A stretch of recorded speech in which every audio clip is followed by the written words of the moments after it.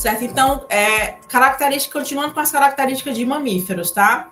Tem várias glândulas ao longo do corpo, tá? Como, por exemplo, as glândulas cutâneas, que são as sudoríparas, sebáceas e odoríferas, tá? As glândulas sudoríferas, elas eliminam resíduos e ajudam na termorregulação, né? E estão distribuídas aí ao longo de todo o corpo, né? Que é as glândulas que produzem o suor, que é para ajudar, então, o resfriamento do corpo, tá? As glândulas sebáceas são responsáveis aí pela lubrificação da pele e dos pelos, tá? E as glândulas odoríferas têm função de defesa e atração sexual. São as glândulas utilizadas aí por alguns mamíferos, né, no processo reprodutivo, para atração de fêmeas, né? Então, alguns mamíferos utilizam, tem aquele odor específico, né, que às vezes a gente até sente o cheiro do porco, por exemplo, né? O cangambá é um que tem, né, um cheiro bem específico, bem forte, que a gente sente de longe, quando a gente está na mata, a gente consegue sentir o cheiro dele de longe. Então, eles têm essas glândulas, né, para funções de defesa e também de atração sexual.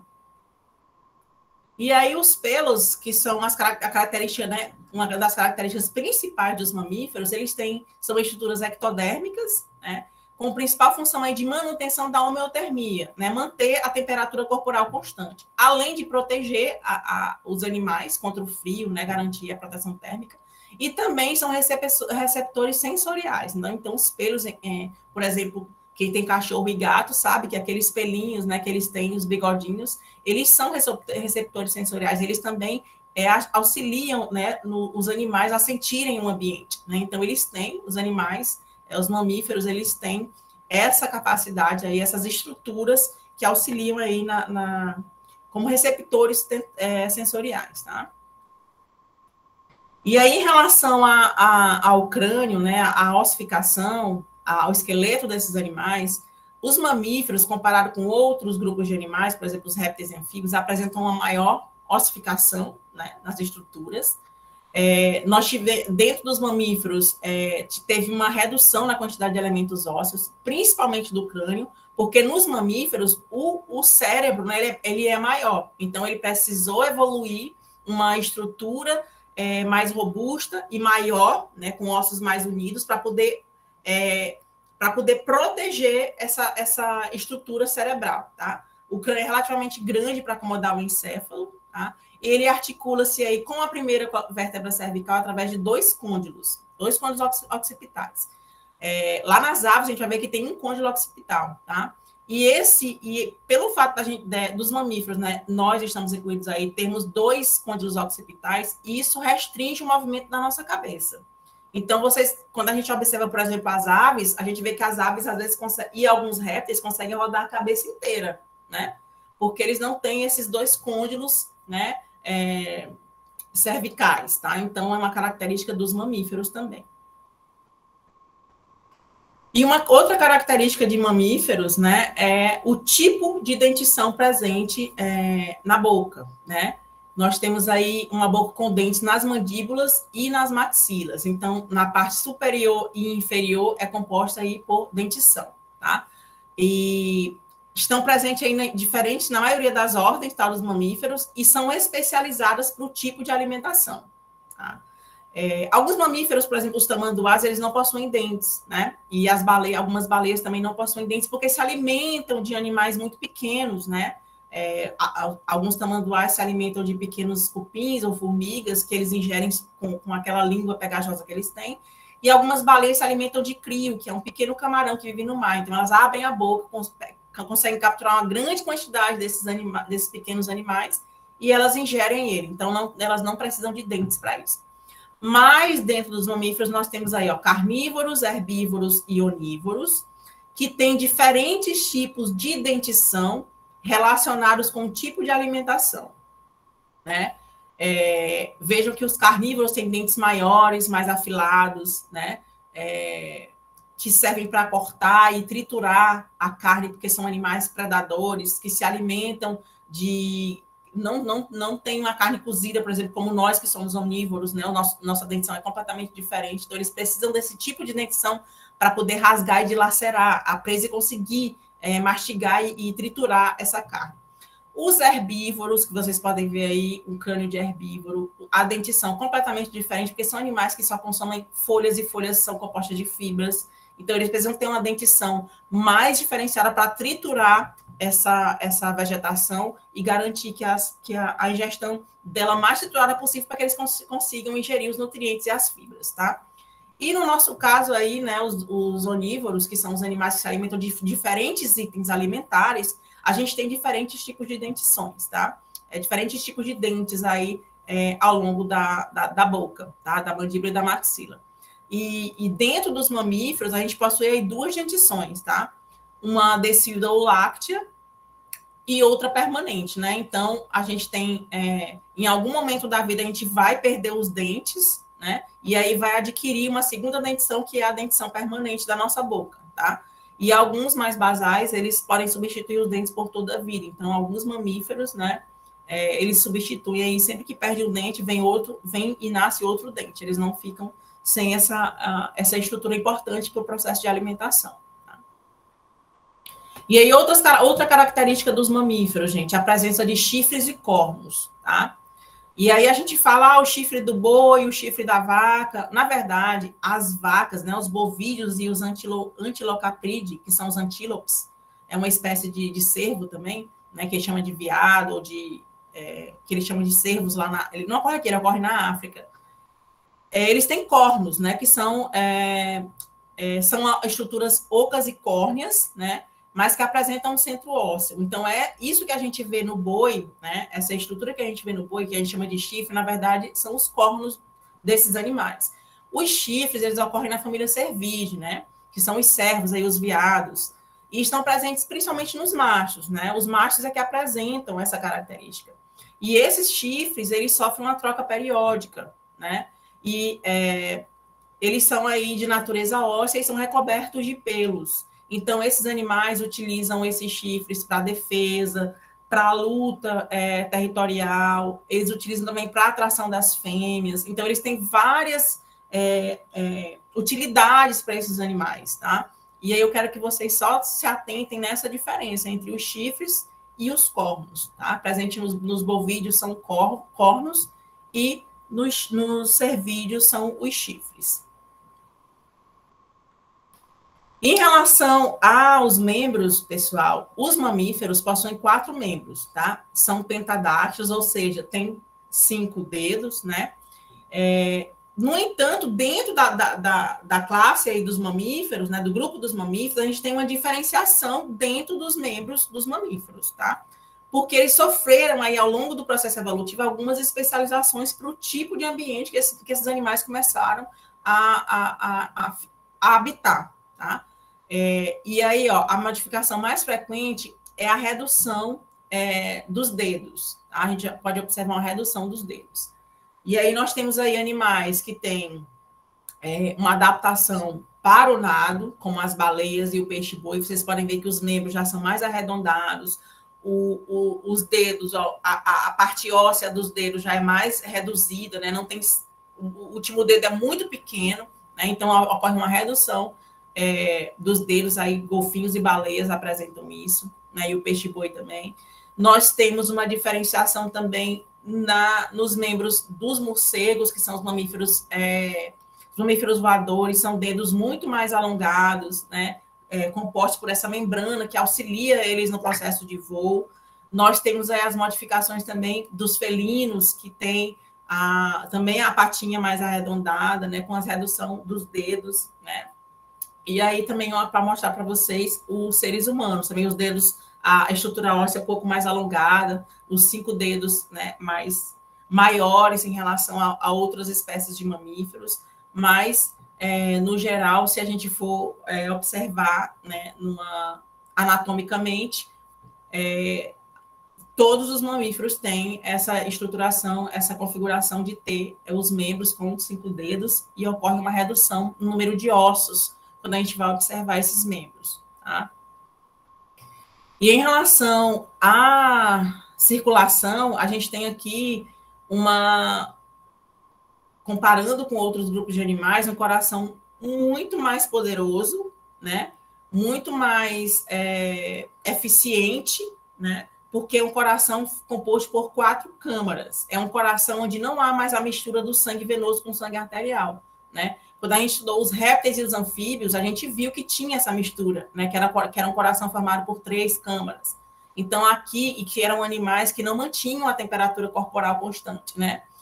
Ao longo do processo evolutivo dos mamíferos, que gerou esse coração com 4 câmaras, a partir do momento que eles têm esse coração com 4 câmaras, que o sangue flui completamente dentro de vasos e capilares, e que não há mais a mistura do sangue venoso com o sangue arterial, esses animais conseguiram desenvolver uma capacidade de manter a temperatura corporal constante.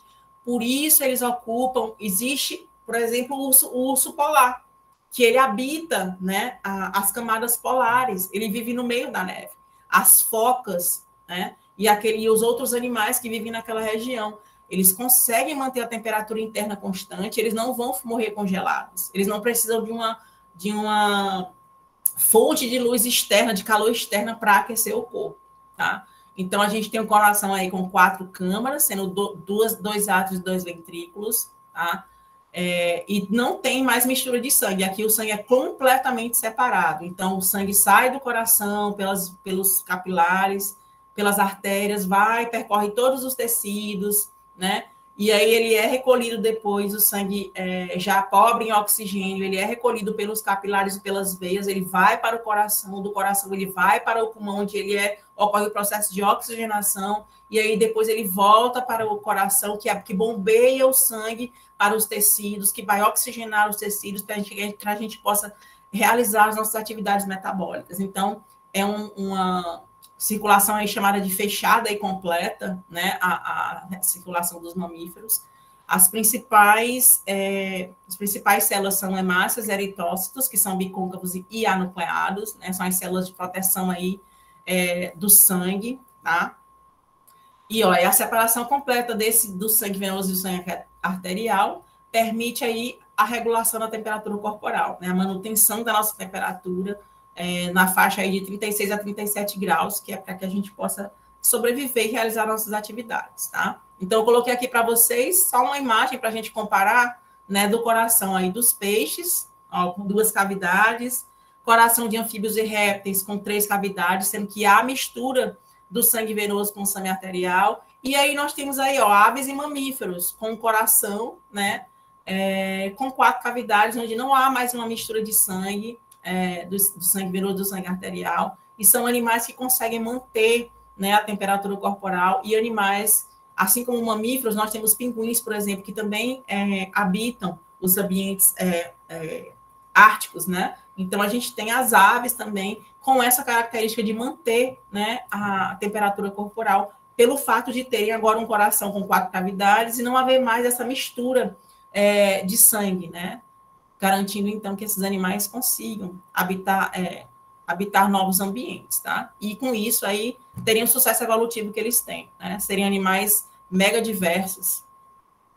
Então, outra característica muito importante dos mamíferos, que a gente já falou que tem glândulas mamárias, para a gente ter glândulas mamárias, né, no processo evolutivo, e para que essas glândulas sejam eficientes no processo reprodutivo, de desenvolvimento dos filhotes, surgiu, então, a estrutura para que a gente pudesse utilizar. Não? Então, os mamíferos desenvolveram, então, os lábios, né?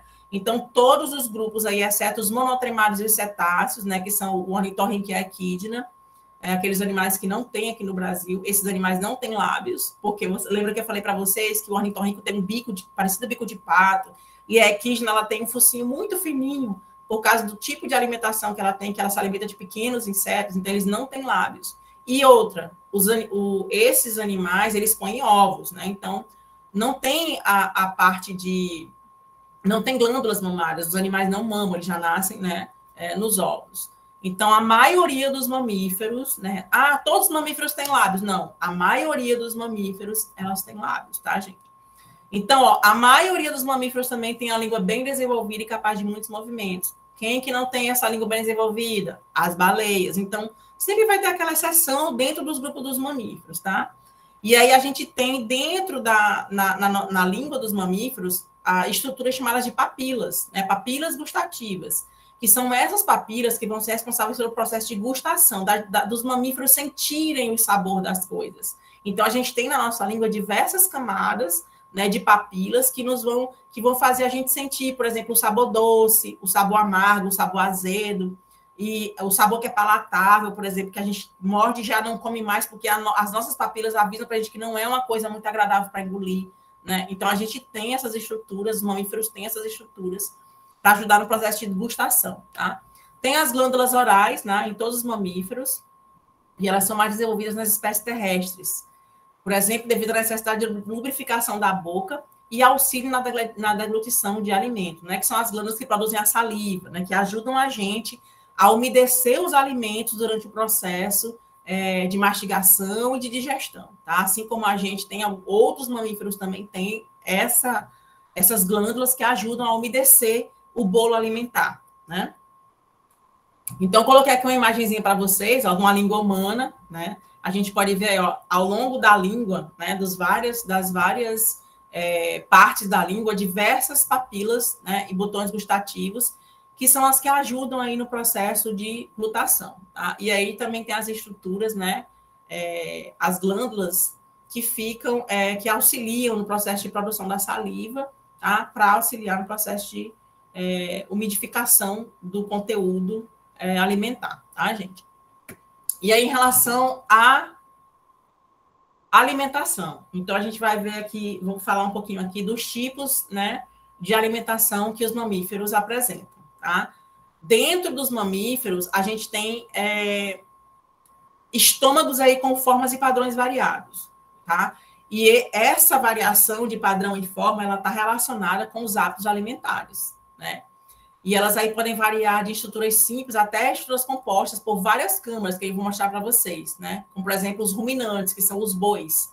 Eles têm o estômago dividido em várias partes. Então, a comida entra e sai, né? A gente vai ver isso aí daqui a pouquinho. Ela entra e sai de partes do estômago para que eles possam, porque são animais herbívoros, que se alimentam de vegetais, né? Consomem as proteínas, vitaminas, nutrientes e fibras dos vegetais. Então, eles precisam de um processo de deglutição, de mastigação, de ingestão, de digestão diferenciado para que eles possam, né, absorver os nutrientes, tá?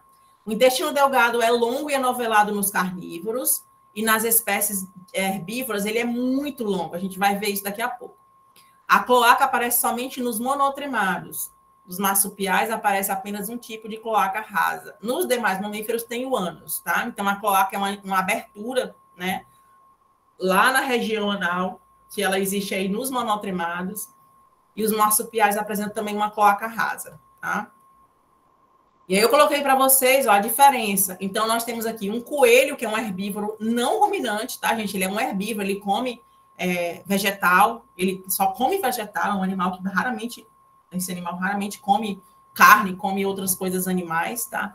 Então, vejam o tamanho do intestino desse animal, tá? Principalmente o intestino delgado, né? Que é bem longo, com várias alças, né? Justamente para absorver os nutrientes, e o delgado também, ó, para terminar, realizar o processo de digestão, absorver a água, e aí, como vocês podem ver, tem o ânus, né? Então, falei ali na frente para vocês, monotremados tem cloaca, marsupiais tem uma cloaca rasa, e os demais mamíferos têm ânus, tá?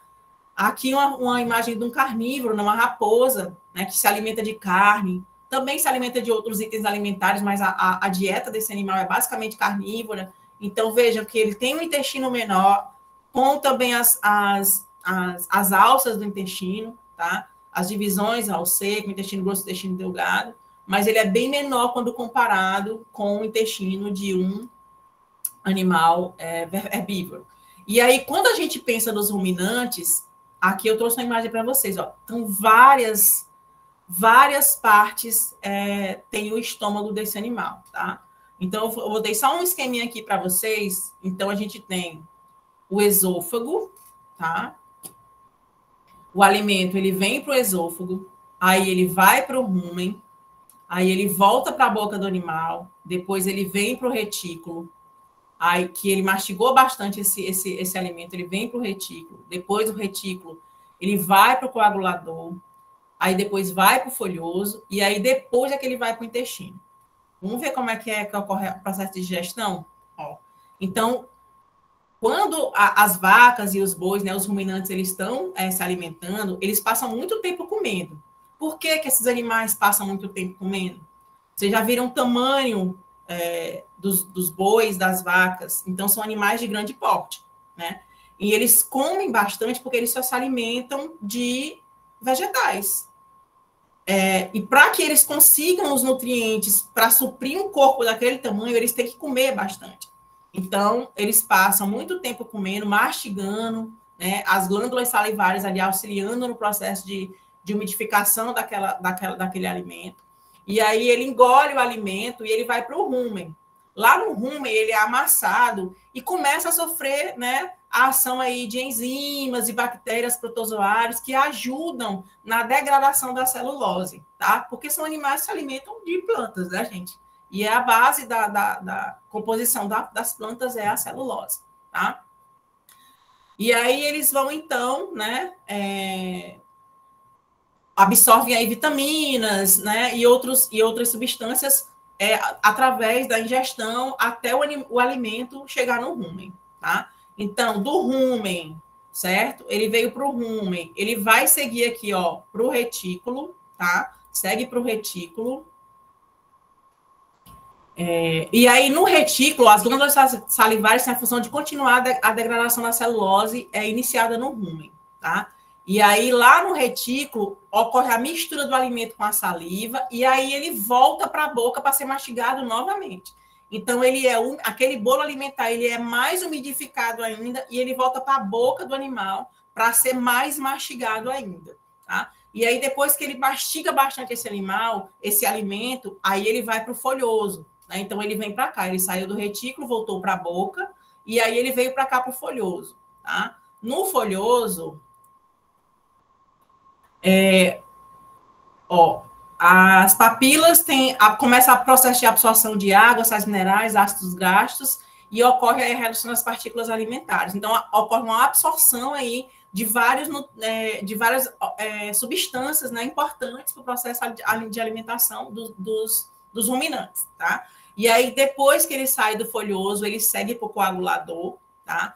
Que representa, então, o estômago propriamente dito. Então, ele vem para cá para o coagulador, que é o estômago propriamente dito, tá? E aí, então, que ocorre aí a absorção de proteínas, a digestão e absorção de proteínas, né? E as bactérias presentes no estômago auxiliam também no processo de digestão, tá? E aí, depois que ocorre a absorção, né, no coagulador, o alimento começa a se deslocar para o intestino delgado, tá? E aí também ocorre a ação de enzimas, né? Como as enzimas pancreáticas e as intestinais, que vão auxiliar no processo de digestão, né? De absorção dos nutrientes da digestão, tá? E aí ele vai, então, para o intestino delgado e depois para o intestino grosso, tá? E aí lá no intestino grosso é onde ocorre, então, principalmente a absorção de água, tá, gente? E aí... e também a fermentação e a degradação da celulose do substrato, né, que lá alcança. Então, é assim que ocorre o processo de digestão dos ruminantes, tá? Então, vocês podem ver, né, que o alimento que eles engolem o alimento e o alimento volta para a boca para ser mastigado novamente. Porque são animais, a celulose é extremamente complicada para ser degradada. Então, eles precisaram desenvolver, né, essa adaptação na alimentação para que eles pudessem se manter, absorver os nutrientes provindos da sua alimentação, do seu tipo de alimentação, tá? E aí, um outro sistema, né, que é característico dos mamíferos é o sistema respiratório, tá? Que todos os mamíferos aí respiram por pulmões, né, e tem algumas adaptações, já que os mamíferos ocupam diferentes ambientes. Então, nós temos os mamíferos aquáticos, né, que apresentam estruturas aí, válvulas, né, que fecham as narinas enquanto eles estão submersos.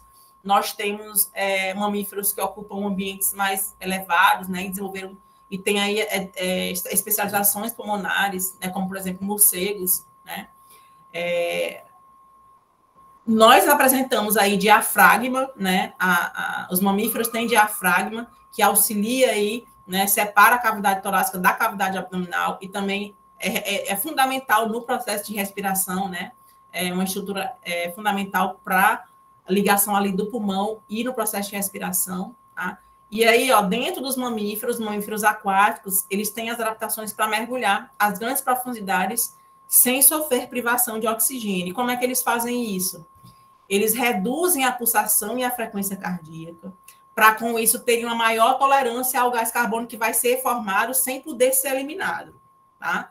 E aí também tem uma grande quantidade de mioglobina nos músculos, tá? Que armazena esse oxigênio e faz com que eles tenham essa redução ali da frequência cardíaca, eles fiquem mais lentos, né? Que o processo de respiração seja mais lento e que eles possam, então, manter uma maior quantidade de oxigênio no organismo, tá?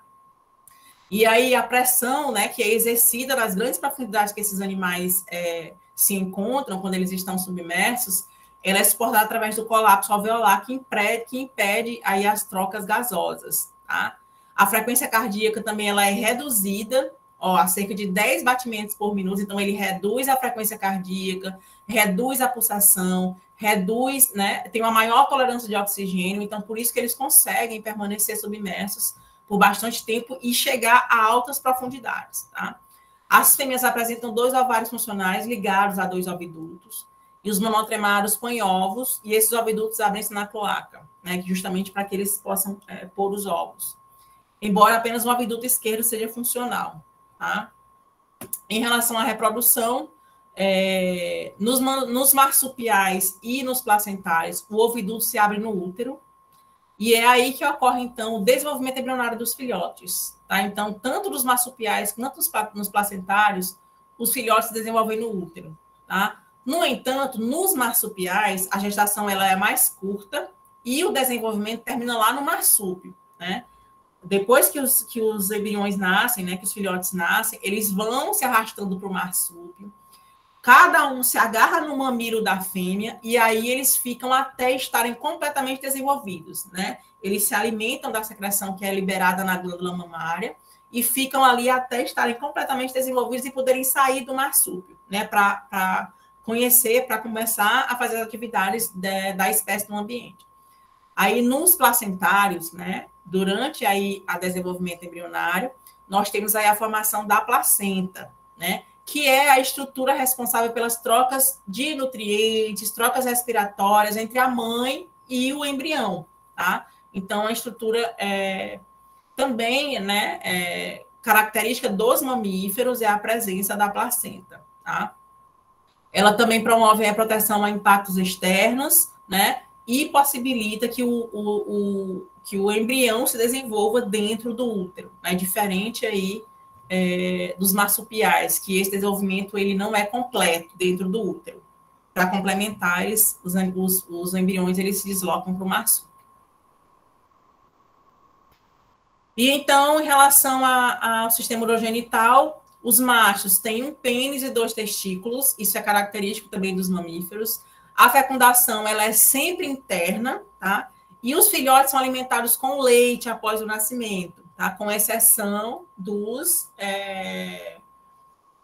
das equidnas e do ornitorrinco, que esses aí eles põem ovos, tá? A maioria dos mamíferos tem estações de reprodução bem definidas, tá? Então a gente tem a época reprodutiva dos mamíferos. Então, algumas espécies se reproduzem no verão, outras se reproduzem no inverno, outras hibernam. Então, os mamíferos apresentam várias características em relação às estações reprodutivas, né? As fêmeas passam por um ciclo astral periódico, marcado por modificações celulares no útero e na vagina, né? Que por exemplo, os seres humanos nós temos essas modificações, as mulheres têm, né? O período menstrual, né? Todo mês a gente tem essa variação, né? E por diferenças no comportamento também, tá? Os adultos apresentam rim metanéfico, bexiga urinária, e a excreta nitrogenada dos mamíferos é a ureia, tá? A gente já viu que tinha, né, o ácido úrico lá nos répteis, né? A gente vai ver o das aves também daqui a pouco, mas aqui nos mamíferos é a ureia, que é um líquido, né? Então, a gente não tem a necessidade de retenção de líquido quando chega nessa parte da excreta nitrogenada, tá? Em relação aos sentidos, né? São muito desenvolvidos nos mamíferos. A gente tem aí a visão, a audição e o olfato, né? Extremamente desenvolvidos e, dependendo do tipo da espécie de mamífero, é mais desenvolvido ainda, né? Cerebelo e cérebro são grandes, né? E são responsáveis por esse alto grau de coordenação em todas as atividades, né? Como, por exemplo, a aprendizagem e a memória. Além de nós, seres humanos, nós sermos os mamíferos com a capacidade de aprendizagem e memória mais desenvolvida, outros mamíferos, como outros primatas, também têm essa capacidade. Assim como alguns canídeos também têm a capacidade de aprendizagem extremamente grande, né? Os primatas, né, dentro dos mamíferos, são os animais que apresentam essa característica mais marcante. O olfato é bem desenvolvido também, devido à presença de cornetas nasais, que aumentam o epitélio olfativo. Então, a gente tem estruturas que fazem com que o nosso olfato, né, dentro do grupo dos mamíferos, seja muito mais desenvolvido. Nos olhos também nós temos modificações relacionadas aos hábitos, né, mas seguem o padrão aí dos demais vertebrados. Dentro dos mamíferos nós temos diferentes tipos de olhos. Os felinos apresentam uma visão noturna muito mais elaborada do que outros grupos de mamíferos. Nós temos outros grupos de animais que veem melhor em determinados ambientes, né? Então, a gente tem diversos tipos de modificações, né, na questão da visão. E o ouvido é formado por 3 estruturas: o estribo, a bigorna e o martelo, tá? Fazendo com que, então, a gente tenha essa sensibilidade, consiga, né, ter uma melhor audição quando comparado a outras espécies de animais, tá? E aí, os mamíferos apresentam um aparelho auditivo bem especializado, né? Por exemplo, morcegos e cetáceos, eles usam ecos e sons, que são produzidos por eles mesmos para detectar a presença de objetos no ambiente. E essa característica desses animais é chamada de ecolocalização. Então, eles emitem um som, eu botei até um gráficozinho para vocês, eles emitem o som ele toca na presa, ou na parede, ou na árvore, e volta para o morcego, e ele consegue se localizar, ele consegue localizar a presa, ele consegue localizar o ambiente através dessa característica. E essa característica ela é observada principalmente em cetáceos e morcegos, tá? E os morcegos, eles produzem som de alta frequência, né? Superiores aí a 100 kHz, enquanto as baleias emitem sons de baixa frequência. Então, ainda tem essa diferenciação em relação aos sons, né, que são emitidos por alguns mamíferos. E aí, apesar dos mamíferos serem homeotérmicos, de manterem, né, a temperatura corporal constante, alguns animais dentro dos mamíferos, eles têm a capacidade de diminuir a temperatura corpórea. A gente já viu isso ali, né? Os animais que vivem em altas profundidades, ele tem essas características também. E aqui, especificamente, a gente está falando da hibernação, né? Então, são animais que hibernam, que dormem em determinado período do ano, né? Ele capta a energia da gordura acumulada no corpo. Então, eles se alimentam, antes de chegar no período de hibernação, eles engordam bastante, a camada de gordura na pele, ela fica bem espessa, e com isso, são animais que moram em ambientes mais, por exemplo, os ursos que vivem nas regiões polares, nas regiões que congelam, né? Esses pequenos, os castores também, eles vivem em ambientes que neva. Então, em alguns períodos do ano, os lagos congelam, as florestas congelam, e esses animais, eles hibernam até que esse gelo derreta e eles possam sair para se reproduzir e para se alimentar novamente. E a alimentação desses animais, ela é suprida pela gordura corporal que é armazenada ao longo do período de alimentação, antes de entrar, então, no processo de hibernação. Tá? Então, é uma característica, né, dos mamíferos, de algumas espécies de mamíferos, tá?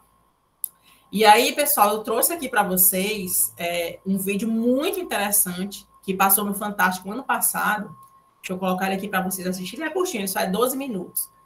Que fala sobre o processo de refaunação. Mas eu vou colocar o link desse vídeo para vocês. Assistam, é muito interessante essa reportagem. Vai até ajudar na preparação da pesquisa de vocês para a atividade extracurricular. Tá? Vou colocar o link aqui. ele fala também da importância dos mamíferos, tá? No processo de reconstituição da floresta. Então, é muito interessante. Eu queria muito passar esse vídeo para vocês, porque me marcou muito quando eu assisti no Fantástico.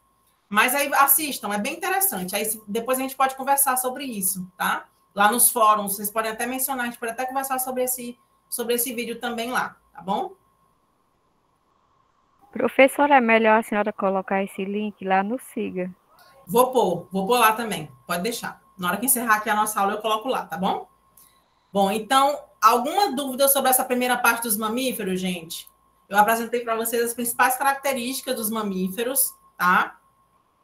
Esse material eu fiz baseado no livro de vocês, tá bom? E os das aves também, foi baseado no livro de vocês. As principais características das aves que a gente vai começar a falar daqui a pouquinho.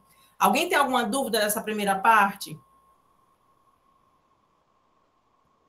Não? Podemos seguir, então, com a nossa aula?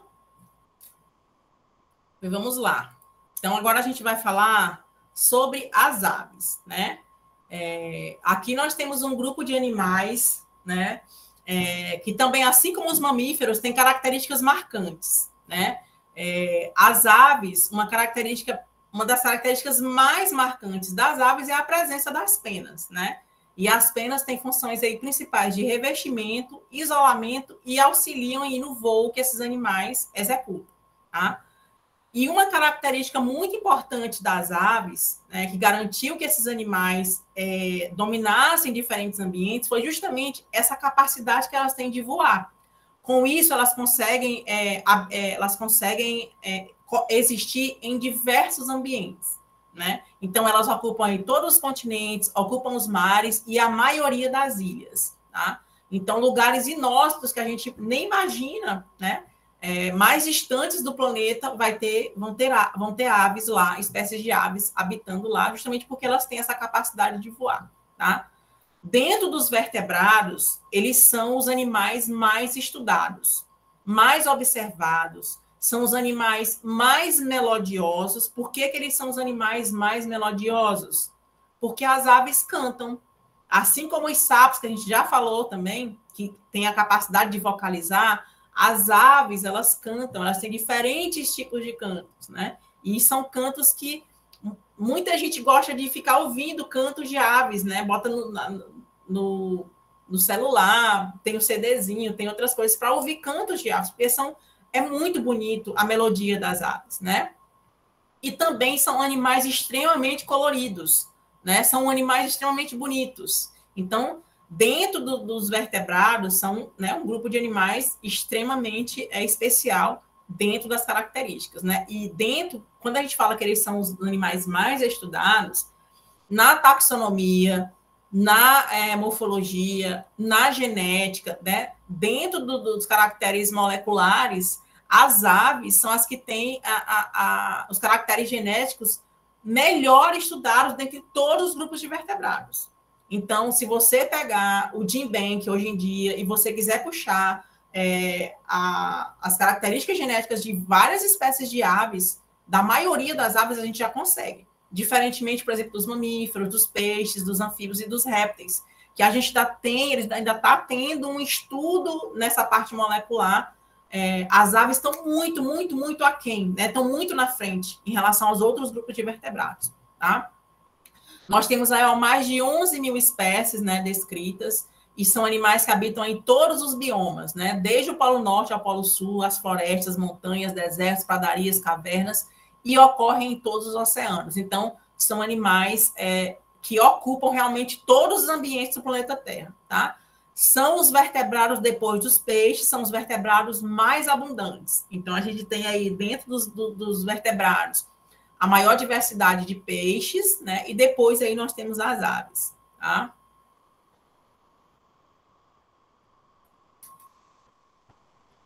Deixa eu só ver se eu passo aqui.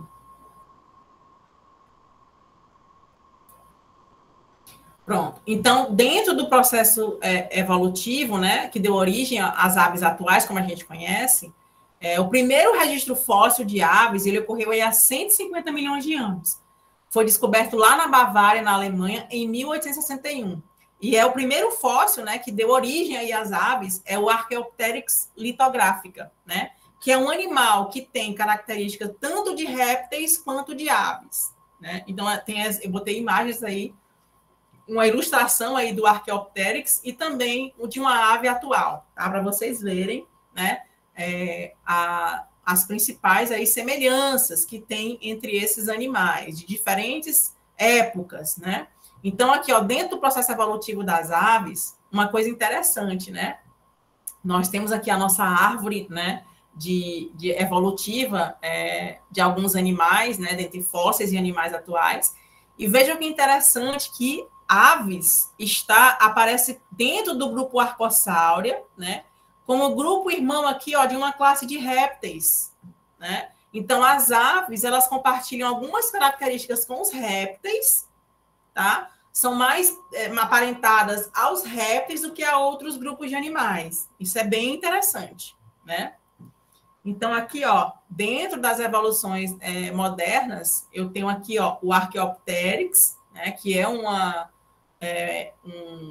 um elo aí, né, entre répteis e aves, e aí nós temos aí a linhagem das aves modernas, né, como grupo irmão aí do Archaeopteryx, tá? Dentro do grupo, ó, os crocodilos aqui na base, ó, vocês podem ver os crocodilianos aqui na base, que é um réptil, todos os demais répteis aqui de diversas espécies de dinossauros, como grupo irmão aí das aves dentro de Archosáurea, né? Então, vejam que as aves compartilham muitas características, né, com alguns grupos de répteis. E aí, dentro dos répteis modernos, como os crocodilianos, tá? E aí, algumas características, né, que são similares aí entre as aves e os répteis. O crânio e a coluna ligado por um côndilo occipital, né, como eu falei para vocês, essa questão deles terem apenas um côndilo occipital dá a capacidade deles mexerem melhor o pescoço, né? Nós temos dois, a gente tem essa flexibilidade reduzida, né? Essa mobilidade da cabeça reduzida, né? Tem um ouvido médio constituído por apenas um osso, né? Que é o cocleastribo, né? Então, diferentemente dos mamíferos que tem 3, né? A gente só tem aqui um osso nas aves e répteis.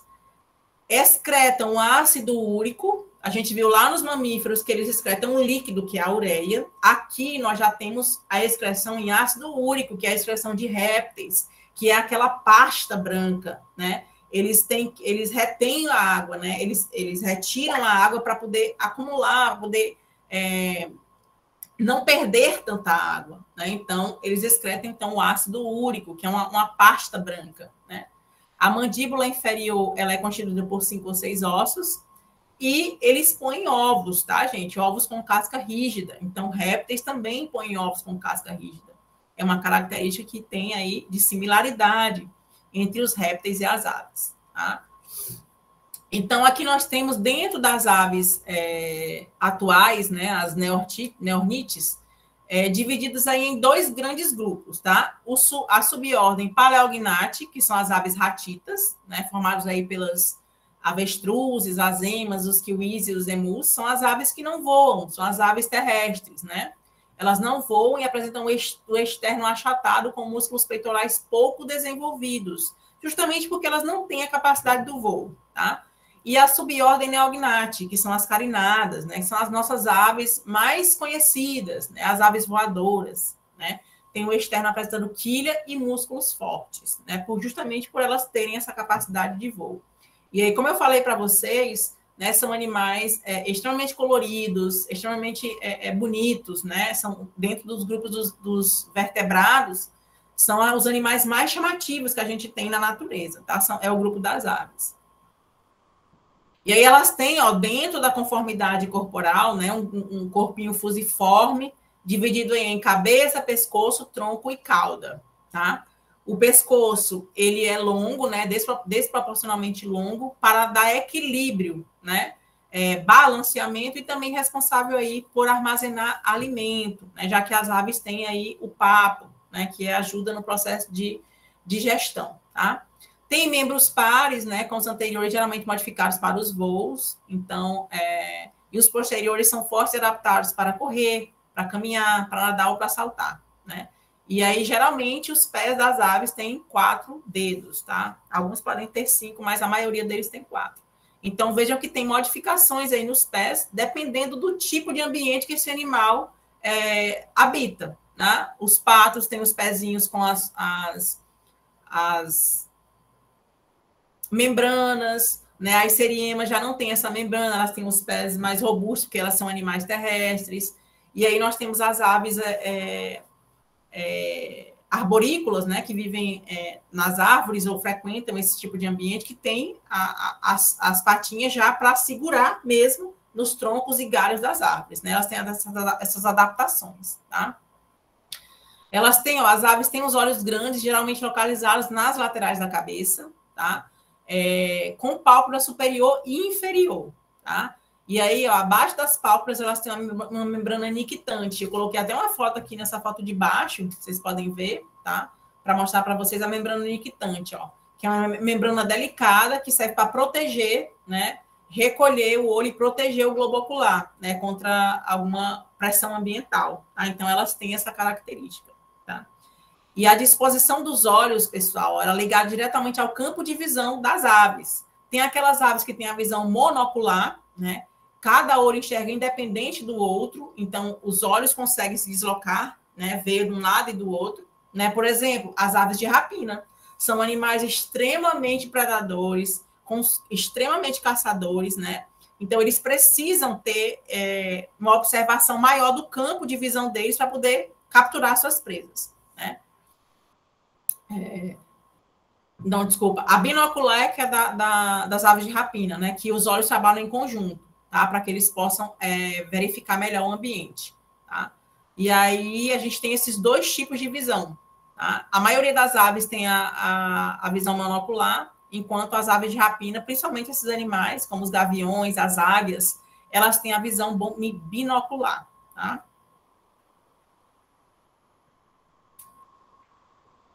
E aí, atrás de cada olho, nós temos a abertura do ouvido, a abertura auricular, que fica escondida abaixo de penas especiais, tá?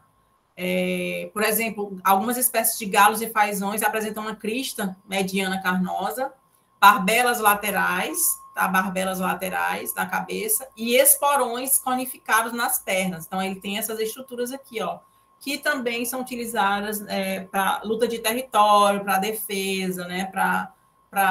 Na época reprodutiva. Então, eles têm algumas aves, né? Tem essas características, tá? E aí nós temos a cobertura epidérmica por penas, né, e escamas nas pernas. Então, vejam o grupo de animais que também apresenta escamas, os répteis, né? Então, mais uma coisinha aí de similaridade com os répteis, tá? A presença de escamas. E nas pernas das aves a gente encontra essas estruturas, tá? A derme e a epiderme são delgadas, não tem glândulas sudoríparas, como a gente viu lá nos mamíferos, tá? Aqui a gente tem a glândula uropigial na cauda, eu coloquei até uma imagem aqui para vocês verem, tá? Essa glândula aqui, uropigial, gente, fica localizada aqui na base da cauda, ó, ela secreta uma substância oleosa que serve para impermeabilizar as penas, né? Ele passa o biquinho aqui nessa glândula, eu botei até a imagem aqui para vocês verem, e espalha esse óleo, essa substância oleosa pelas penas.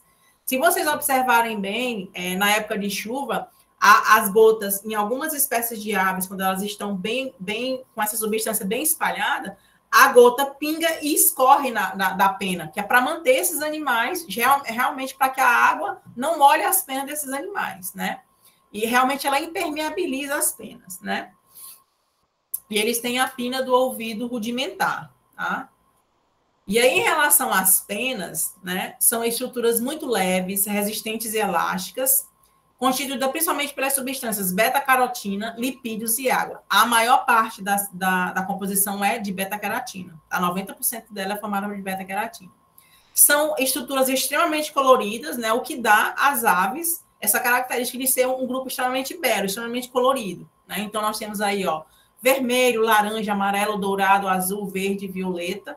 E pigmentos como que são compostos aí que são gerados, essas cores são geradas por pigmentos, como a melanina, que gera o preto, o marrom, o castanho, o cinza, e lipocromos, que geram o amarelo e o vermelho, né? Então, tem os pigmentos que são responsáveis por essa grande variedade de cores que tem nas penas das aves. Elas se desenvolvem em folículos na pele, tá? E muitas espécies apresentam mudas anuais de pele. Então, às vezes, a gente vê um passarinho que está com um tonzinho mais acinzentado, e aí depois a gente já vê ele com uma cor mais marrom mais vibrante, é porque ele estava, né, fazendo a sua muda das penas, tá? E aí, dentro das penas, a gente tem 5 tipos básicos de penas, tá, gente? As penas de contorno, né, que são essas maiores aqui, ó, que a gente vê na maior parte, né, do corpo desses animais, as maiores penas, tá? As semiplumas, né, que ficam aqui entre as penas, aquelas pluminhas, né? A gente tem uma semipluma aqui, ó, tá? As púmbulas de vários tipos, que são aquelas peninhas com as estruturas bem fininhas, né, que parecem... como é que eu vou explicar para vocês? Parece aqueles fiozinhos de pelúcia, né? Que a gente vê naqueles coisinhas que a gente usa para ir para o carnaval. Então, são as plumas que são parecidas com aquilo ali, tá? Nós temos as cerdas, tá? Que são essas estruturas aqui, ó, tá? Que só tem umas pequenas plúmulas aqui na base, e ela é uma estrutura única, tá? E as filoplumas, que é uma haste, né, com as divisões na base. Então, a gente tem diferentes tipos de penas ocorrendo aí nas aves, tá? E aí, o grupo, né, das penas que ficam nas asas chama-se remiges, e os grupos de penas que ficam na cauda chamam-se rectrizes, tá? Então, a gente tem esses diferentes tipos de penas aí nas aves, tá? No corpo das aves. As penas de contorno, elas fornecem revestimento externo e estabelecem o contorno do corpo das aves, como, por exemplo, as aves as asas e a cauda. As plumas são penas macias que fornecem um excelente isolamento, isolamento térmico.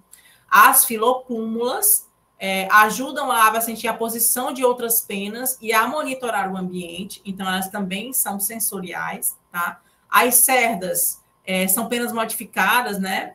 Encontradas aí perto das narinas e em torno da boca, e as plúmulas pulverulentas, ou as barbas nas extremidades se desintegram à medida que crescem, formando um pó fino, que impermeabiliza as penas, né? E são encontrados em garças, gaviões e papagaios, né? Quem já viu papagaio, né? Eles têm essa estrutura aqui, né? Que forma um pozinho fino, que é por onde eles passam o bico e impermeabilizam as penas, né? Então, essas estruturas aqui, esse tipo de plumas aqui, ó, são característicos de algumas espécies de aves, tá? Não são de todas as aves, não.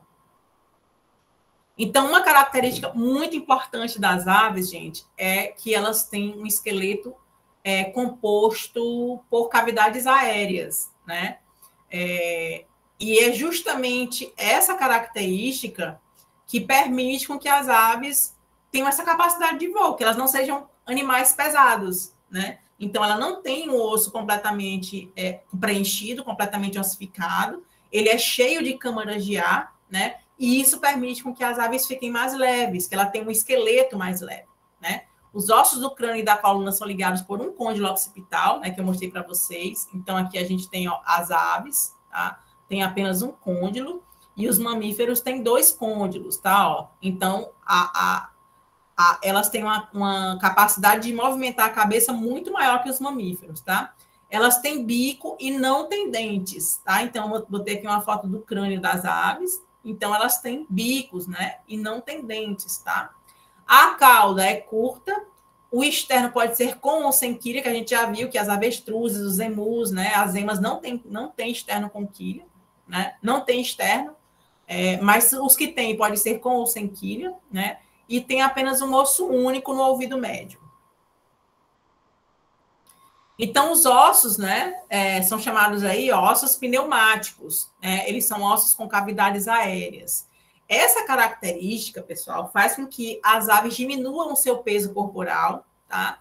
E eles têm uma estrutura de reforços ósseos que fornecem resistência às aves. Então, apesar de ser um esqueleto leve, ele é um esqueleto extremamente resistente, né? Então, não é porque ele tem cavidades aéreas, né, cavidades de ar dentro dos ossos, que ele não vai ser resistente. Então, eles são muito resistentes, tá? E isso foi uma característica que surgiu ao longo do processo evolutivo das aves como adaptação ao voo desses animais. Para que elas conseguissem dominar o ambiente aéreo, elas não podiam ser pesadas. Né? Vocês veem, por exemplo, as emas e as avestruzes são animais extremamente pesados, eles não têm essa capacidade de voo. Né? Então, as outras aves desenvolveram, então, essas adaptações aí para o voo. Tá? Tem ossos maiores, né? Como o húmero, o externo, vértebras e o crânio, que apresentam cavidades pneumáticas conectadas com o sistema respiratório. Então, está interligado com o processo de respiração também, tá? A questão dos ossos pneumáticos, das cavidades aéreas. Tem uma coluna vertebral composta por vértebras cervicais, e elas são mais numerosas e variáveis em número que em qualquer outro vertebrado vivente. Né? Então, tem uma grande quantidade de vértebras. Tá? As costelas são achatadas e todas, com exceção da primeira e da última, possuem uma projeção posterior, que se sobrepõe à costela subseguinte é chamada de processo uncinado. Quem já pegou... quando está comendo frango, se for observar, vocês vão ver isso aqui, ó, tá? Aqui no meio, entre uma costela e outra, existe o processo uncinado aqui, ó. Tá? Aqui é uma característica das aves também, justamente para garantir essa leveza, né? Essa capacidade de voo do processo respiratório. Tá? Tem o externo, que ele é muito achatado e largo para obter uma superfície, para a fixação dos músculos para o voo. Tá? Aqui eu tenho o externo, ó, bem achatado e largo, e é esse osso aqui que vai garantir a fixação dos músculos e auxiliar no voo das aves. Né? Em todas as aves que voam, o externo tem uma quilha ou carena, tá? Que é prolongada para baixo, a partir da linha mediana ventral, e serve como uma superfície adicional para a fixação dos músculos. Então, ela tem essa quilha aqui para baixo. Ó, ela tem essa quilha aqui para baixo. E essa quilha aqui é que vai garantir uma maior fixação da musculatura para auxiliar as aves no processo de voo. Tá? E aqui, ó. Aqui, ó, o externo, tá? Bem achatado. Para garantir, então, essa maior... Aqui, os músculos aqui se ligam a essa estrutura, tá? E vai garantir que as aves consigam, então, realizar seu processo de voo, auxiliar no seu processo de voo. Aqui tem uma imagem, ó, de um osso cheio de aves, cheio de cavidades aéreas, ó, cheio de cavidades que ficam repletas de ar, tá? Todas as aves que voam, já mostrei para vocês, tá? Tem uma quiliocarena, tá? Que serve para uma superfície adicional na fixação dos músculos.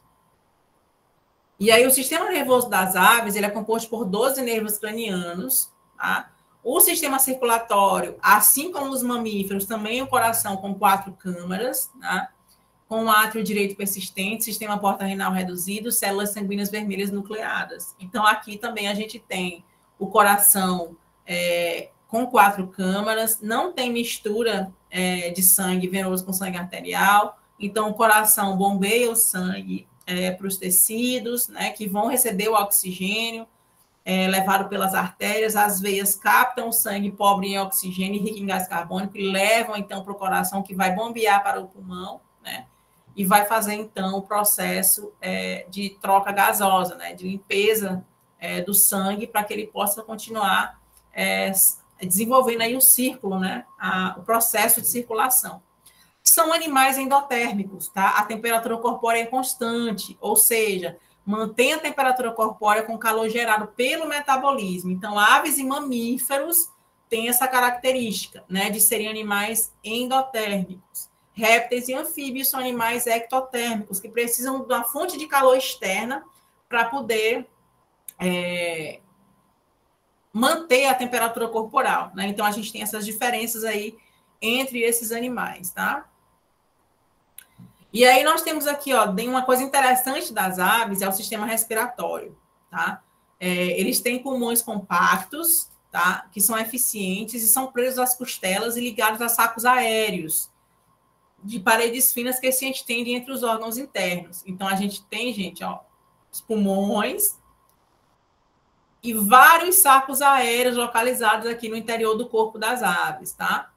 As narinas e o bico se ligam com as coanas acima da cavidade da boca. Então, a gente tem aqui, ó, do ladinho aqui do bico, as cavidades da narina, tá? A glote tem a forma de fenda no assoalho da faringe e se abre na laringe ou em uma traqueia longa e flexível. A gente vai já ver isso aí, tá? Diferentemente dos mamíferos, gente, as aves não têm diafragma, tá? E, portanto, a respiração se faz às custas de movimentos das costelas e do externo. Então, vejam aqui, ó, mas por que as aves têm tantas costelas, como a gente viu anteriormente? Porque as costelas estão associadas ao processo de respiração desses animais, tá? Então, vejam que todo o esqueleto desses animais, ele sofreu adaptações, né, para que eles pudessem habitar os ambientes que eles habitam, tá? Então, aqui, ó, eu trouxe para vocês aqui uma imagem, ó, na expiração, aqui o processo de inspiração. Então, ele inspira o ar, tá? O ar vem aqui, ó, para os sacos aéreos posteriores, aí vai para os pulmões também, tá? E aí, ó, depois aqui no processo de expiração é que ele vai para os sacos aéreos anteriores. Ó. Então, na expiração, o volume do tórax diminui, tá? O ar dos sacos aéreos posteriores e abdominais é impelido aqui pelo pulmão, tá? E aí, ó, e o ar dos sacos claviculares torácicos é expelido pelos brônquios. Então, o ar começa a sair daqui desses sacos, passa pelo pulmão, aí sai o ar, depois vem para os sacos anteriores e aí é que ele vai ser expelido, né? Então, tem todo um processo de respiração. Esses sacos aéreos aí das aves, né, que auxiliam no processo de respiração e também fazem com que elas fiquem mais leves, né? Associado também ao esqueleto, né? Composto aí por cavidades aéreas. E aí, uma característica muito marcante das aves é o canto, tá, gente? São animais extremamente melodiosos, como eu já falei para vocês, né? E o canto, ele é produzido nas paredes da siringe, tá? As membranas dessa parede, elas vibram e podem mudar a tensão para produzir notas de diferentes alturas, tá? Então, assim como eu falei para vocês nos anfíbios, que cada canto é específico, nas aves também. Cada espécie tem um canto único, e isso serve para a taxonomia desses animais, para a identificação das espécies, tá? Se eu gravar um som de uma ave na floresta, e eu comparar, que eu acho que é uma espécie, eu comparar com o som daquela espécie no laboratório, e eu ver que tem notas diferentes, isso já me abre um indício de que ali eu tenho uma nova espécie. E é assim que os pesquisadores estudam. Então, aí a gente vai atrás desse animal, a gente vai coletar o animal, vamos estudar a morfologia do animal, a genética do animal, até a gente comprovar que aqueles animais já não são uma coisa só. Então, são espécies diferentes. Então, é uma estrutura, né, das aves, os cantos, é muito utilizado na taxonomia para a identificação das espécies. A laringe, ela não produz o som, mas ela modula os tons que saem da siringe, que se localiza na região inferior da traqueia e é onde estão localizados os músculos vocais. Então, quem produz o som são as membranas presentes na siringe, mas a modulação dos tons que saem, a laringe já atua nisso. Então, a gente vê diferentes estruturas atuando no processo de canto das aves. A maioria das aves podem emitir gritos ou cantos, tá? que são coisas diferenciadas. Os gritos geralmente são sons breves e simples, que influenciam o comportamento diário, de manutenção, alimentação, interação e migração. Os cantos são mais complexos, geralmente são emitidos pelos machos, influenciados pelas modificações endócrinas do ciclo reprodutivo e relacionadas com a reprodução, estabelecimento e defesa de território, para a atração das fêmeas e sincronizam os ciclos reprodutivos de machos e fêmeas. Então, vejam que tem diferentes tipos, né, de sons emitidos pelas aves, né, com gritos, que são aí de alimentação, de interação e de migração, e os cantos, que estão mais relacionados ao processo de reprodução, de atração das fêmeas, né, mais relacionados a essa parte realmente de defesa do território, essa parte de relacionamento das aves. Então, tem essa diferença aqui entre sons, né, gritos e cantos. Dentro do sistema digestivo, as aves apresentam também algumas modificações, né? que estão associadas principalmente à ausência de dentes, né? As aves, elas não têm dentes, então elas utilizam o bico, né? Seus diferentes tipos de bicos para coletar o seu alimento. Não tem lábios também, assim como os mamíferos que têm lábios, as aves não têm lábios, tá? Não há glândulas labiais na boca, e sim glândulas sublinguais, tá? As aves granívoras e carnívoras, nas aves granívoras e carnívoras, existe uma porção do esôfago em forma de saco, chamada de papo, tá? Que é responsável pelo armazenamento temporário de alimentos. Então, quem já teve, já cuidou de pintinho, de papagaio pequeno, quando vai começar a alimentação, vê que ele fica com aquela parte, né, abaixo do pescoço ali, cheia de comida, bem robusta, aquilo ali é o papo, ele armazena o alimento, ele ajuda no processo de alimentação e de digestão das aves, tá? Não existem glândulas digestivas no papo, embora algumas espécies de pombos existam estruturas semelhantes a glândulas que produzem uma substância nutritiva chamada de leite dos pombos. Essa estrutura, essa substância, é o que os pombos utilizam para alimentar os filhotes. Eles regurgitam esse leite dos pombos aí na boca dos filhotes para alimentá-los, tá? Mas eles não existe glândula digestiva no papo. Então, o estômago das aves, ele tem uma porção glandular, né, anterior, chamada de proventrículo, essa estrutura aqui, ó. Então, eu tenho aqui, ó, o esôfago, tá? Eu tenho o papo aqui, ó, logo abaixo, que é onde ele armazena o alimento, né? Algumas espécies armazenam o alimento. Então, eu tenho aqui, ó, o proventrículo, tá? E aí, só aqui embaixo eu tenho a moela, tá? Que é onde vai ocorrer o processo de digestão, ó. Na moela, algumas aves, gente, comem pequenas pedras e areia, tá? E essas estruturas que elas engolem, elas ajudam as aves a triturar o alimento, tá? O intestino delgado, ele é enrolado em forma de alças, eu coloquei aqui a imagem para vocês verem, ó. Então ele é enrolado em forma de alças, tá? E a maioria das aves possui 1 ou 2 secos na junção dos intestinos delgado e grosso, que terminam, então, numa câmara cloacal, aqui numa cloaca, tá? Então, esse aqui é o intestino, é o sistema digestivo das aves. Então, elas ingerem um alimento, passa pelo esôfago, uma parte do alimento é armazenado no papo para auxiliar aqui no processo de alimentação e digestão das aves. Uma parte vem pelo proventrículo, depois ele cai aqui na moela, tá? Que com algumas estruturas de pedras e areia que as aves engolem, ocorre, então, juntamente com as enzimas digestivas aqui, ocorre o processo de digestão. O alimento passa, então, para o intestino, onde o intestino ocorre, então, o processo de absorção dos nutrientes, vai para o intestino delgado, vai para o intestino grosso, onde ocorre o processo de absorção de água e outros sais minerais, e só, então, ele vai para a cloaca, aqui é onde então, as excretas aí são eliminadas, tá? E aí, em relação ainda à alimentação das aves, né? As primeiras aves eram insetívoras e evoluíram devido à abundância desse alimento no ambiente terrestre naquela época, tá? A vantagem de voar possibilitou a exploração dessa fonte alimentar em outros nichos, tá? Então, porque as aves conseguiram voar, elas desenvolveram essa característica, elas começaram a alimentar-se de diversos tipos de alimentos, de diferenças alimentares, tá?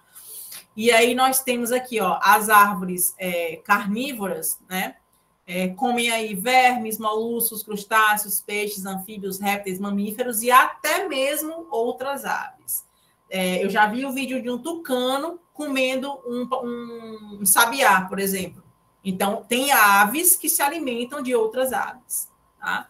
Existem também as aves que se alimentam de vegetais, de frutas, as aves que se alimentam de mel, né, as nectívoras, e as aves que se alimentam de diversos itens diferentes, são as onívoras, né? Se alimentam de plantas, de insetos, pequenos insetos, de vegetais, de pequenos animais até, né? E aí nós temos as aves onívoras e algumas aves especialistas, né? As aves onívoras comem de tudo e as especialistas são aquelas que se alimentam de coisas específicas. Por exemplo, as aves que só se alimentam de néctar, as aves que só se alimentam de plantas, as aves que só se alimentam de coco, por exemplo, papagaios e araras, são o bico desses animais, para quebrar sementes duras. Então, eles comem alguns tipos de cocos, né, e outros tipos de frutos mais duros, né? Tem por exemplo, os beija-flores, né? Eles se alimentam do néctar das flores. Né? Então, nós temos as aves que são especialistas em determinados tipos de alimentos, tá? E aí eu coloquei aqui para vocês algumas características em relação à alimentação, né? O tamanho, a forma e a força que possuem estão relacionados aí à alimentação das aves, né? Em relação à característica dos bicos das aves. A diferença nas formas dos bicos influencia na quantidade de ingestão. Né? As dimensões do bico podem variar levemente, também influenciar a taxa de ingestão de alimentos. Né? Isso aqui é um pelicano, e vejam o tamanho da parte, né, do bico desse animal. Né? Então, ele consegue consumir uma grande quantidade ele é um animal que se alimenta de peixes, pequenos peixes, então ele consegue coletar uma grande quantidade de peixes, tá? Permitem a elas explorar ambientes, né? O bico, junto com o comportamento das patas e outros aspectos corporais, permite às aves explorar diferentes ambientes e recursos. E também os bicos, vejam esse bico desse tucano colorido, ele também é utilizado na atração das fêmeas, tá? O bico dos machos também pode servir para atrair as fêmeas, né? Por exemplo, como acontece em algumas espécies de tucano. Aí eu coloquei para vocês aqui, para vocês verem diferentes tipos de bicos, né, que esses animais apresentam. De espécies generalistas, né, que tem um bico mais não tão comprido e nem tão curto, mas mais robusto. As aves que se alimentam de insetos têm um bico mais fininho. As aves que se alimentam de gramas e pequenas sementes têm um bico menorzinho. Vejam aí os comedores de sementes, que tem o bico, né? Um bico ele cruza com o outro, né? Como se fosse uma tesoura. As espécies que se alimentam de néctar das flores, as espécies que se alimentam de frutos, como o tucano, o pica-pau, que é uma espécie especialista que se alimenta de pequenos insetos que vivem nos troncos das árvores, né? O bico balsa aí do pelicano, que serve para capturar diferentes espécies de peixes, né? Aí mais uma espécie limícola, né, que se alimenta de pequenos animais. Ó, o pelicano, que é um filtrador, que se alimenta de pequenos crustáceos. Ó, pescador, martim pescador, que se alimenta de peixes. O mergulhador também se alimenta de peixes. As aves de rapina e os catadores, que são os urubus, as águias, e as grandes aves de rapina que se alimentam de carne, que são as grandes predadoras, né, as grandes carnívoras. Então, vejam a diferença, né, de bicos que esses animais têm. Né? E se a gente for um exemplo mais marcante dos bicos das aves, é o estudo do Charles Darwin, né, que estudou os bicos de diferentes tipos de aves em ilhas diferentes, e isso ajudou ele a propor aí a teoria da evolução. Né? Então, são animais extremamente interessantes, né, para estudos aí de taxonomia, de genética, né, de sistemática. Então, em relação à reprodução, elas têm a fecundação interna, tá? E todas elas botam ovos. E os ovos das aves são ricos em vitelo, né? Tem uma casca calcária dura e são depositados externamente após a incubação, tá? Os ovos precisam ser aquecidos ou incubados para o crescimento do embrião. Um ou ambos os pais sentam sobre os ovos para fornecer o calor necessário para o seu desenvolvimento. Então, dentro do processo reprodutivo das aves, a gente pode ter os dois, né, machos e fêmeas, ajudando a gerar, né, no processo de desenvolvimento dos embriões, ou apenas a fêmea faz esse papel, tá? Ou apenas o macho faz. Tem algumas espécies que apenas o macho faz esse papel. Mas, na maioria das vezes, a fêmea que é responsável por ficar sentada, protegendo e aquecendo os ovos, tá? Então, nós temos aí ovos com membranas embrionárias, né? Nós temos aí o âmnio, o córeo, o saco vitelino e o alantoide, que vão gerar, né, alimento, vão ser responsáveis pela proteção, né, durante o desenvolvimento dentro do ovo, tá? Então, a gente tem essas membranas embrionárias no processo de desenvolvimento embrionário das aves, tá? Em relação ao sistema urogenital, é formado por rins, uretra, ovários e ovidutos, que desembocam em uma cloaca. Às vezes, um oviduto pode ser rudimentar ou atrofiado. A excreção ocorre por meio de rins metanéfricos e a excreta é o ácido úrico, tá? É uma urina semilíquida porque eles retêm a água, eles absorvem essa água, né? Eles não eliminam tanta água como os mamíferos, por exemplo. Eles não têm bexiga urinária, né? Exceto as emas e avestruzes que têm essa estrutura, tá? Mas a maioria das outras aves, elas não têm bexiga urinária. E aí, uma característica muito interessante, gente, das aves, né? Alguns filhotes das aves, eles nascem de olhos fechados, nascem sem penas, né? Desprotegidos, e precisam ser alimentados e cuidados no ninho. Esses animais que têm esse tipo de desenvolvimento são chamados de nidícolas. E aí nós temos também outras espécies de aves que os filhotes já nascem bem formados, totalmente cobertos de plumas e capazes de andar logo após a eclosão dos ovos, que são chamados nidífugos. Então, eu tenho aí algumas espécies, né, de patos, por exemplo, que já os filhotinhos já nascem, né, com penas, com pequenas plumas, e já saem para fazer as suas atividades. E nós temos as espécies que necessitam de mais um processo de desenvolvimento até a nascer as penas, abrir os olhos e eles conseguirem se alimentar sozinhos. Então, eles são dependentes dos pais, né? Então, por isso, as aves têm cuidado parental. Assim como mamíferos também têm cuidado, é uma característica também de aves e mamíferos, né? O cuidado parental com os ovos e os filhotes, né? Para os mamíferos que têm ovos e aqueles que têm filhotes. Então, são grupos de animais que têm esse cuidado parental, né? Eles cuidam dos filhotes para garantir o sucesso, né, reprodutivo das espécies.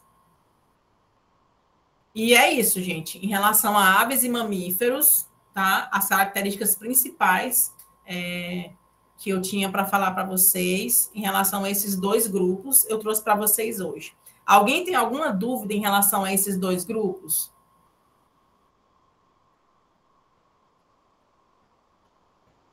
Pronto, então eu vou explicar de novo para vocês sobre a nossa atividade, tá bom? Para quem não estava no começo da aula. Então, vamos lá.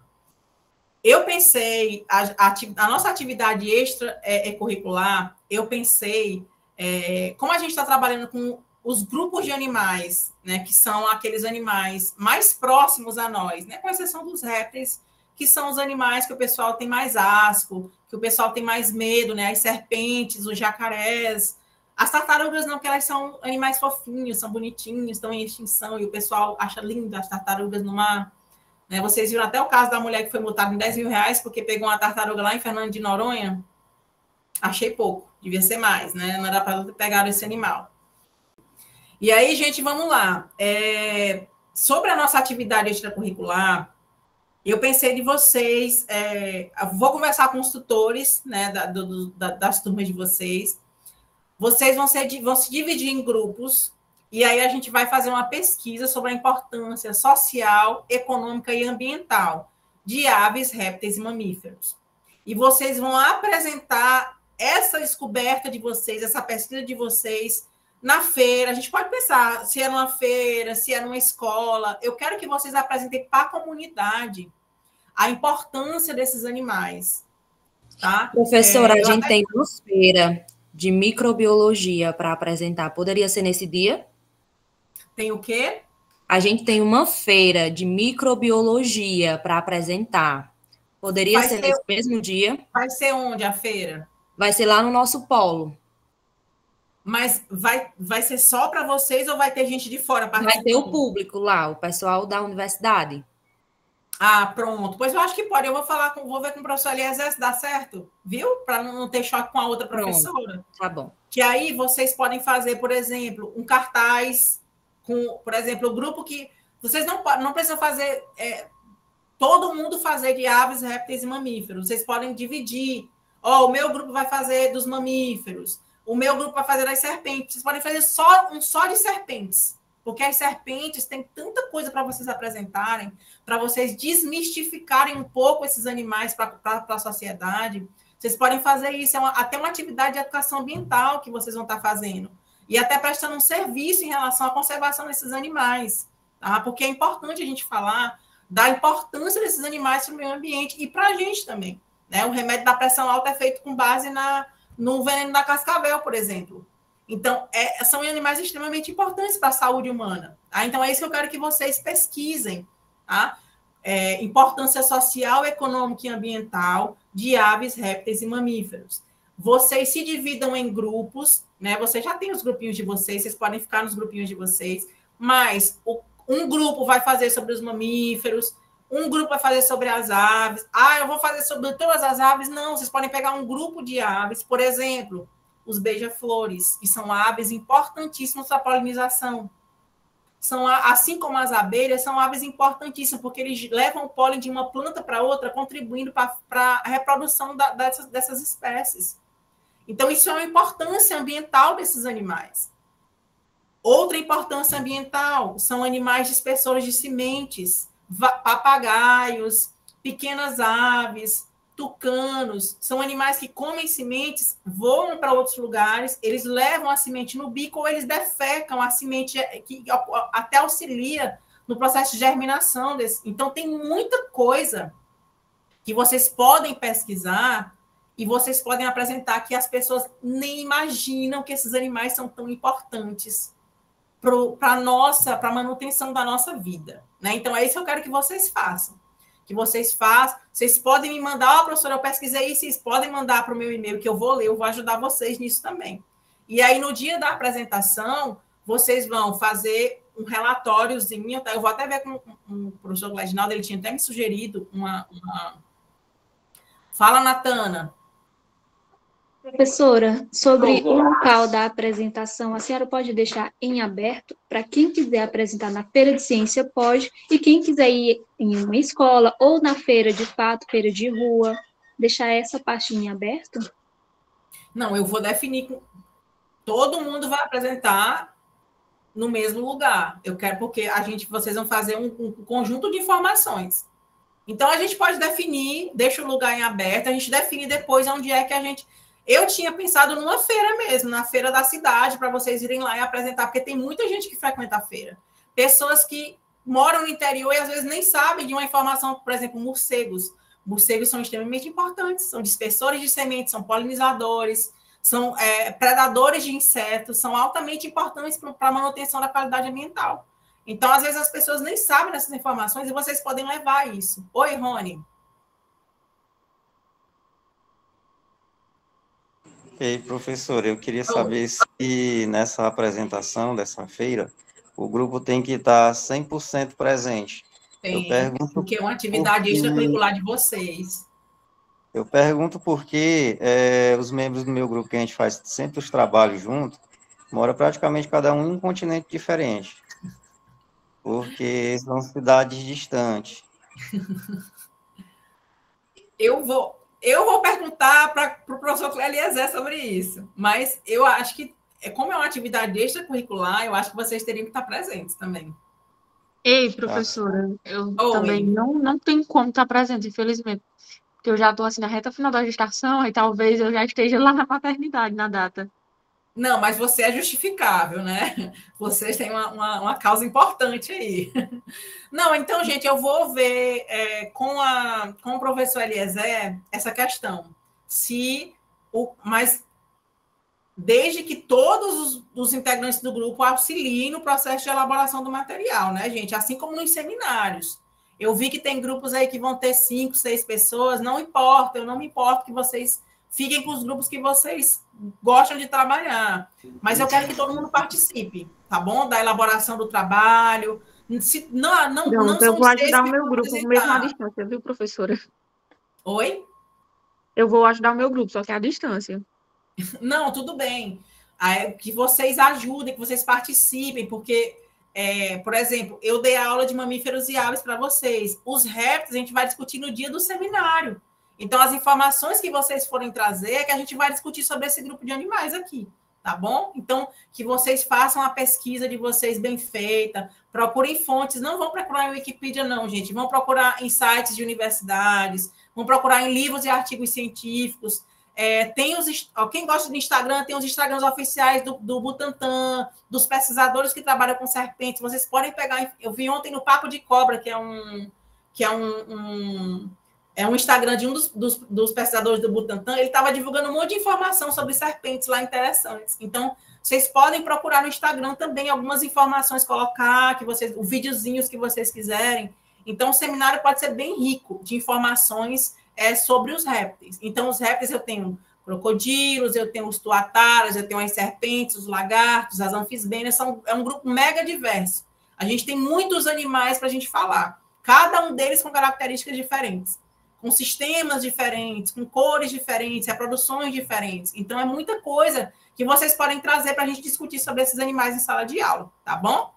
Em relação à nossa atividade extracurricular, vocês entenderam o que eu queria que vocês fizessem? Todo mundo entendeu? Pronto, sim, pois aí eu vou falar com o professor Eliezer sobre essa questão, se todo mundo precisa estar presente, e a gente pode conversar todo mundo junto com os tutores, vocês podem propor locais para a gente fazer, mas eu gostaria que fosse, por exemplo, uma feira, né? Que vocês apresentassem no mesmo local, tá? Para que vocês pudessem passar as informações dos diferentes grupos que vocês vão apresentar, vão fazer a pesquisa para a comunidade, tá bom? Então, a gente vai fazer, eu vou ficar com essa pendência com vocês, de perguntar para o professor Eliezer sobre vou até anotar aqui no meu caderno, sobre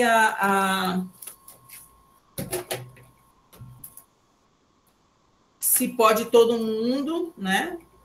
Se tem que ser todo mundo, e sobre o local. Alguma dúvida, gente, sobre a nossa disciplina? Professora, eu tenho uma dúvida. Boa noite. No final, a gente elabora um relatório sobre esse trabalho. Isso, mas é um relatório simples, nada muito complexo. Vocês vão colocar as fotos do evento que vocês apresentaram, tirem fotos de vocês apresentando, de vocês interagindo com as pessoas, né? E façam uma pequena introdução, daquele jeito que vocês fazem os relatórios, a metodologia bem simples e os resultados, tá bom? Não é nada muito complexo, não, tá? É só para comprovar que vocês fizeram essa atividade extracurricular, tá? Para a gente apresentar para a coordenação de vocês. Tá bom, gente? Mais alguma dúvida? Professora, a senhora vai deixar descrito um roteiro lá na plataforma de como eu vou escrever, amanhã à noite eu vou escrever ele durante o dia, bem explicadinho. Aí eu vou começar com o professor Eliezer e o professor Cledinaldo, e aí eu coloco à noite para vocês na plataforma, tá bom? Tá bom, obrigada. Nada. Mais alguma dúvida?